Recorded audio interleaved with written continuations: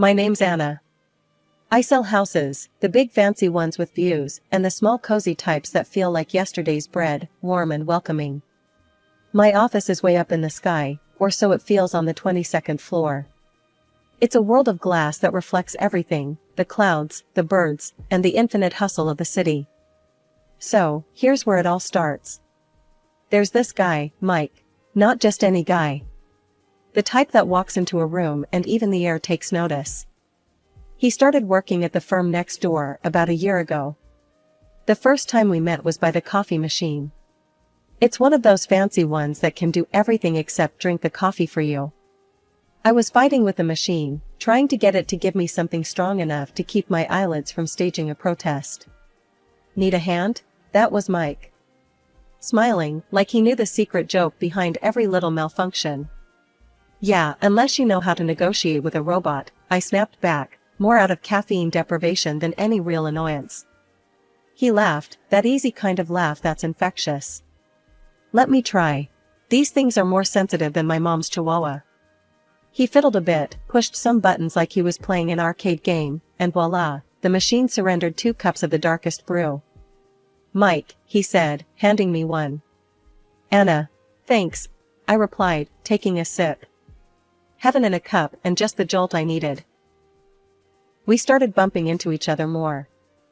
Coffee breaks turned into little chats about this and that. He was easy to talk to. He had a way of listening that made you want to tell him stuff you'd think was duller than watching paint dry. One day, we grabbed lunch together at a little cafe just a block away from our buildings.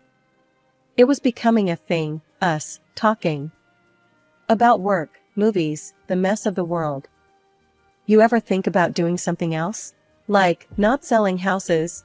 He asked once, picking at his sandwich like it was a puzzle. Nah, I shrugged. It's in my blood.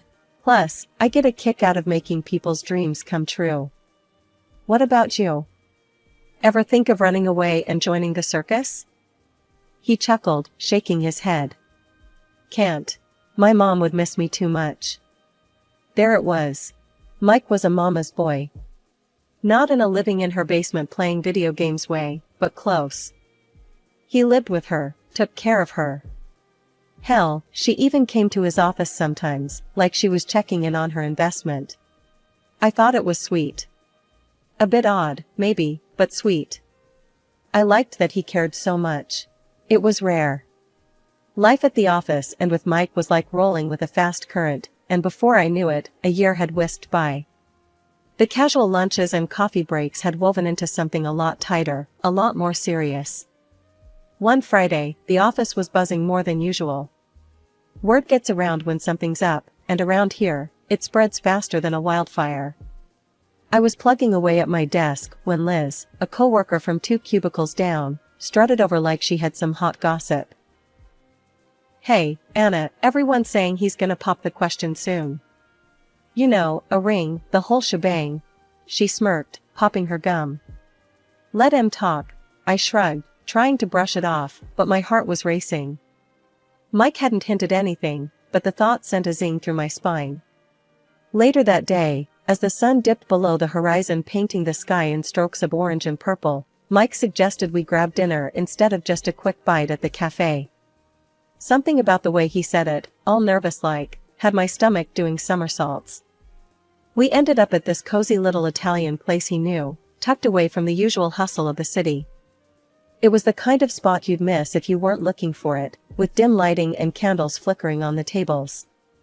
The conversation flowed easy, but I could tell Mike was edgy.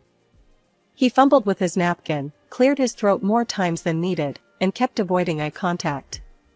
So, Anna, he finally started, his voice a bit shaky.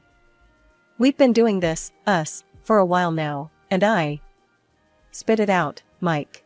You're killing me here, I cut in, half joking, half dying inside. He chuckled, that nervous sort of laugh that didn't reach his eyes. Then, he took a deep breath, reached into his pocket, and slid a small box across the table towards me.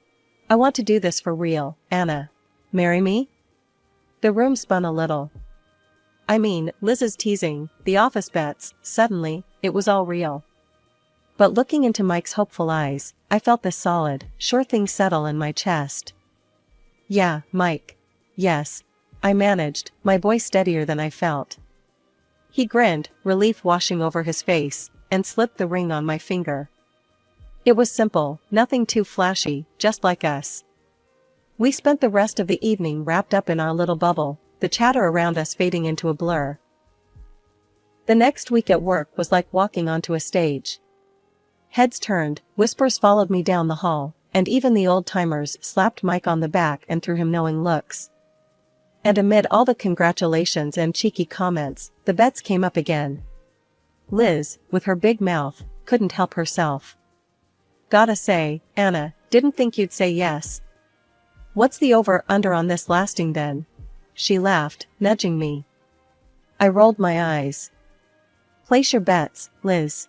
But we're in this for the long haul. Hear that, folks? She's confident. Might want to reconsider your stakes, Liz announced to the room, which earned a round of laughter and more playful bets. But it was all noise.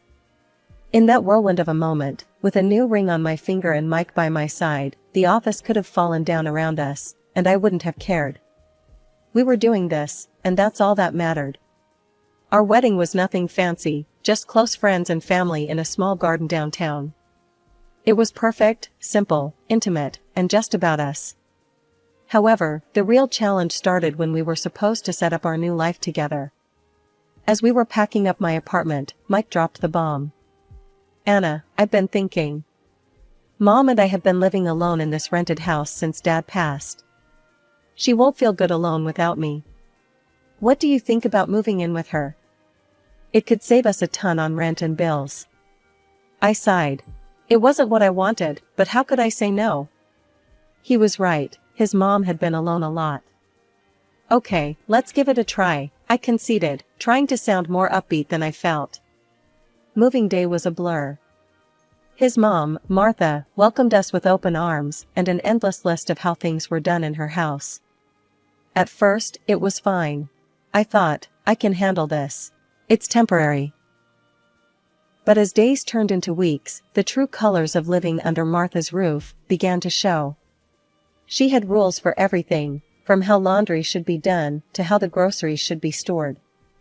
One evening, we were setting the table for dinner when she cornered me in the kitchen. Anna, you need to start taking more responsibility around here. It's tradition for the daughter-in-law to handle the household, she stated firmly, her eyes pinning me in place. I was chopping vegetables, my hands stilling for a moment. Martha, I work full-time, just like Mike. I'm happy to help, but we should split the chores equally. Mike walked in just then, and I looked to him for support. He was silent for a moment, then shrugged. Mom's got a point, Anna. It's how she's always done things. Can't we just try it her way? His words stung. I felt betrayed. How could he not see how unfair this was? 6 months in, the situation hadn't improved. If anything, it got worse. Martha started talking about moving to a bigger, more modern house. Anna, you're in real estate. Start looking for something nice for us, a place where we can all live comfortably, she'd say, flipping through house listings. I tried to explain as gently as I could. Martha, we really can't afford a new house right now. It's not just about finding a place, it's about being able to maintain it financially. She would wave off my concerns. Nonsense. You'll find a good deal. You're good at your job, aren't you? The pressure was mounting, and I felt trapped. I remembered the office bets about how long my marriage would last. It seemed everyone expected it to crumble.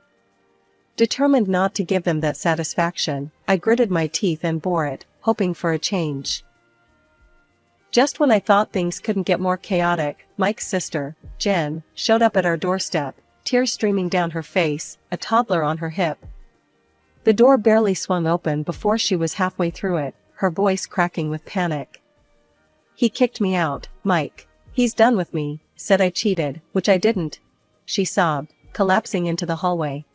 Mike, ever the family man, wrapped an arm around her, guiding her to the living room. It's okay, Jen. You can stay here as long as you need, he assured her. I stood there, mouth slightly open, trying to process another bombshell. As they settled down, I pulled Mike aside, my voice low. Mike, this house is already packed. Maybe it's time we found our own place? He shook his head, his brows knitting together. Anna, come on, this is temporary. Just until Jen gets back on her feet. We can handle this. Handle this? It was like every day added another weight I wasn't sure I could carry. But I nodded, resigning myself to the new reality. The next weeks were a blur of chaos. Jen, bless her, was dealing with a lot, but that meant all her responsibilities fell to me. I'd come home from a long day at work to a house turned upside down by her 2-year-old whirlwind, Tommy. Toys everywhere, food splatters on the walls, you name it, Tommy did it. It felt like no matter what I did, it was never enough. The final straw came at dinner a few nights later. We were all sitting around the table, a tense silence hanging over us as we picked at our food. That's when Martha, with her usual flair for stirring the pot, dropped her next idea. You know, Anna, you're out working all day, and clearly, the house is suffering for it. My friend's daughter, Lisa, she's looking for a job as an au pair. Maybe you should hire her to help out, she suggested, like she was doing me a favor. Yeah? And who's paying for this au pair? I asked, my voice sharper than I intended. Martha smiled, a thin, knowing smile. Well, you are, of course. You're the one with the job. I glanced at Mike, hoping for some support, but he just focused on his plate, silent. Something inside me snapped. Fine, if hiring this girl meant less time at this madhouse, then so be it. All right, Martha. Have her come by tomorrow. We'll talk. I conceded, pushing my plate away, appetite gone. Lisa started the next day. She was a sweet girl, early 20s, and good with Tommy, which was a relief. She cooked, she cleaned, and the house seemed calmer. But it wasn't long before I noticed the giggles, the lingering look she shared with Mike when she thought I wasn't looking. One night, after I saw her touch his arm, laughing at something he said, I confronted him. Do you think it's appropriate, the way Lisa acts around you? I asked, my voice tight. Mike just chuckled, waving my concerns away like they were flies. Anna, you're being ridiculous. She's just a kid, and I've known her since she was in diapers. Don't be jealous. Jealous? Was I? Or was it just the final wear down of living in a house where I felt more like an outsider than a family member? I shook my head, trying to push away the nagging doubts. All right, Mike. If you say so, I replied, but the seed of unease had already been planted. Living in a crowded house with your in-laws is like walking on eggshells, you never know which step will crack. But worse than the thin ice was the creeping realization that things were amiss. At first, it was a 20 here, a 50 there. Small change, maybe misplaced. Then it was earrings, a bracelet my grandma gave me. That kind of stuff doesn't just walk away. One evening, after noticing my favorite watch was gone, I confronted Lisa, the au pair. Lisa, have you seen a silver watch around? It's missing. She gave me a wide-eyed innocent look. Oh no, Anna, I haven't seen anything. Maybe it's lost? Enough was enough. I installed hidden cameras in my room, a desperate move for desperate times. I wasn't going to accuse anyone without proof. But what I found blew the lid off any petty theft. It was a Wednesday, the kind of day where you just can't face going home. I sat in a cafe, laptop open, pretending to work, but really, I was watching the live feed from the camera. What I saw crushed me. Jen, Mike's sister, snuck into our room. She went straight for the drawer where I kept my jewelry, her movements too practiced. My heart sank. Then, the door opened again, it was Mike and Lisa. They weren't just chatting. No, they were, together. On our bed. It felt like a punch to the gut. I sat there, the taste of my coffee turning bitter. Anger boiled up, but a cold, calculating part of me pushed it down. No, I wasn't going to storm home. I needed a plan. Over the next few days, I collected every shred of evidence. Videos, times, everything. But revenge? That needed to be sweet, not hasty. One day, accidentally leaving my laptop open on a real estate listing was part of the play. It was a beautiful house, big yard, underpriced by half. Mike walked by, stopped, and stared at the screen. "What's this?" he asked, eyes lighting up. "Oh, just some listing I found." "Too bad we're not looking, huh?"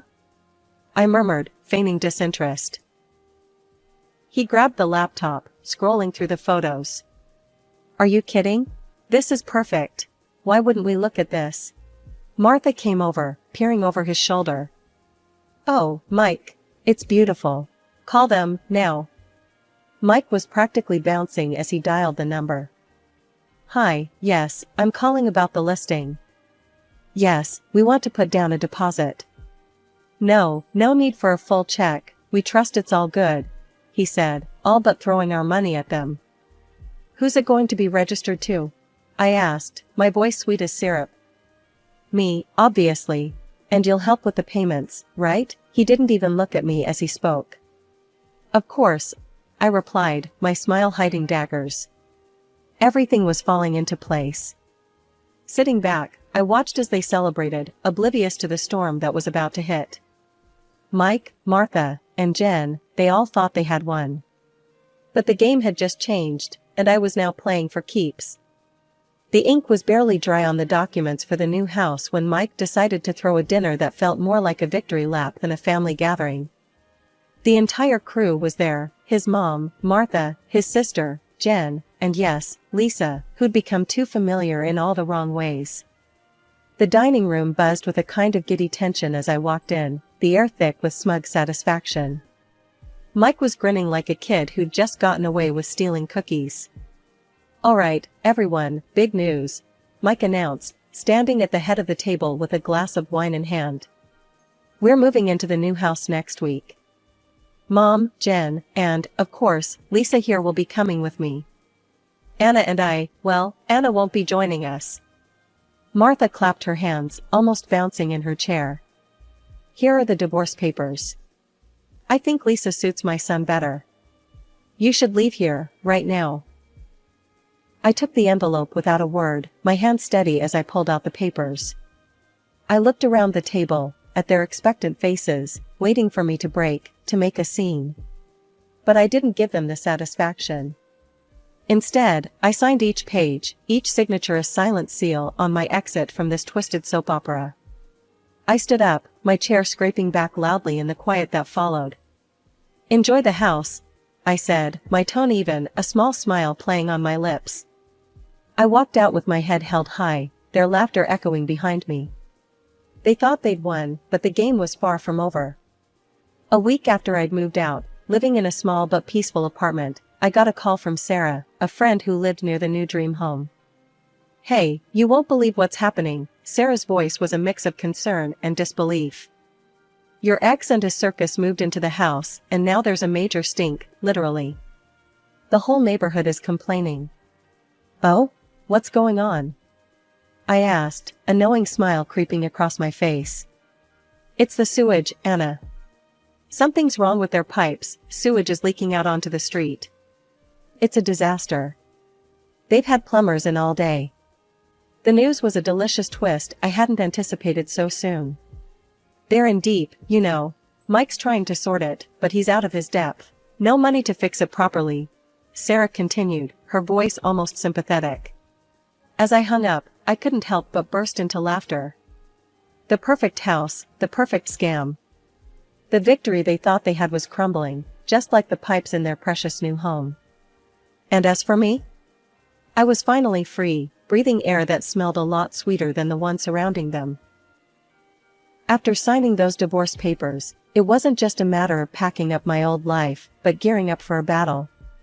First thing, I met with a lawyer, Mr. Davidson, a no-nonsense guy with a reputation for being a bulldog in court. I laid out everything, hidden camera footage, dates, times, the works. Mr. Davidson, scanning through the evidence with keen eyes, finally looked up, his expression grim yet oddly satisfied. Anna, we have a solid case here. Infidelity, theft, you want to go to court, you'll likely see compensation. That's exactly what I want, I told him, my voice steady, my resolve like steel. We filed for financial compensation for the betrayal and initiated a police complaint against Jen for theft. The days that followed were a blur of legal documents, meetings, and statements. Amidst this whirlwind, word got out about the divorce and everything else. I braced for whispers, for pity, or worse, mockery at work. But it never came. Instead, there was an unexpected wave of support. But not everyone was supportive. One afternoon, as I was walking out of a meeting, I saw her, Martha, storming into the office like it was her own house, fury radiating off her in waves.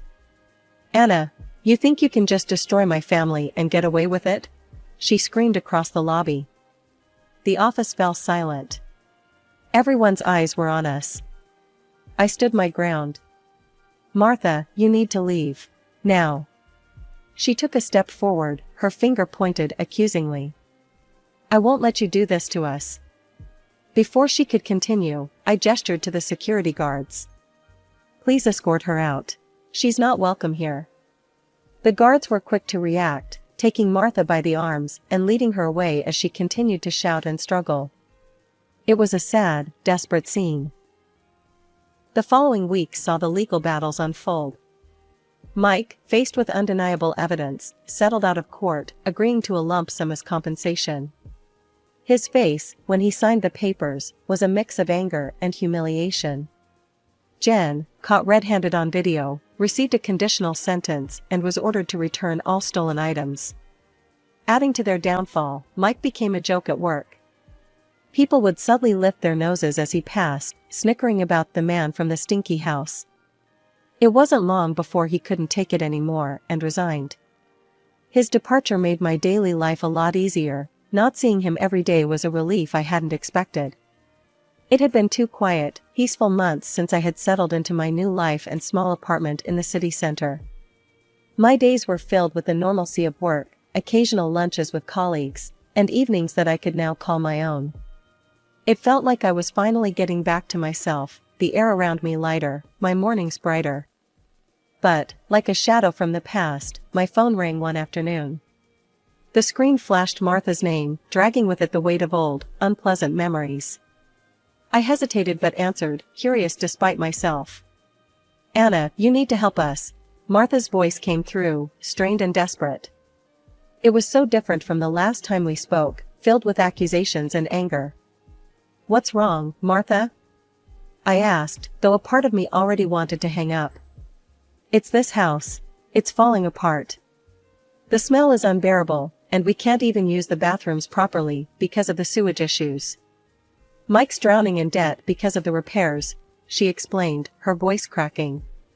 I paused, taking in her words. The schadenfreude was tempting, but I pushed it aside. Martha, Mike chose that house. He refused a proper inspection. What did you expect? But, Anna, we didn't know. His girlfriend left him, and Jen, she's gone too, ran off with some guy, leaving her son behind. We're struggling, she continued, pleading now. I sighed, the old anger and frustration stirring in my chest. Martha, Mike made his decision without thinking of the consequences. You all supported him then. I'm sorry, but you're on your own. I hung up before she could say anything else, cutting off the last thread that connected me to that part of my life. As I set my phone down, a wave of emotions washed over me. Pity, relief, liberation, it was a mix that left me both saddened and strangely empowered. I had moved on, literally and metaphorically. My new apartment, though smaller, was mine alone. I decorated it to my taste, filled it with plants, and every corner of it was stamped with my presence, my independence. That evening, I stepped out onto my small balcony, overlooking the bustling city streets. The air was crisp, and the city lights flickered like distant stars. It was my city, my life. I had fought hard for this peace, and I intended to enjoy every bit of it.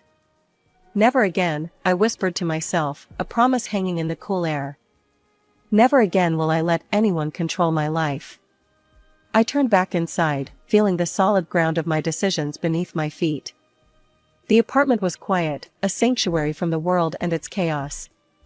It was a fresh start, a new chapter that I was writing on my own terms.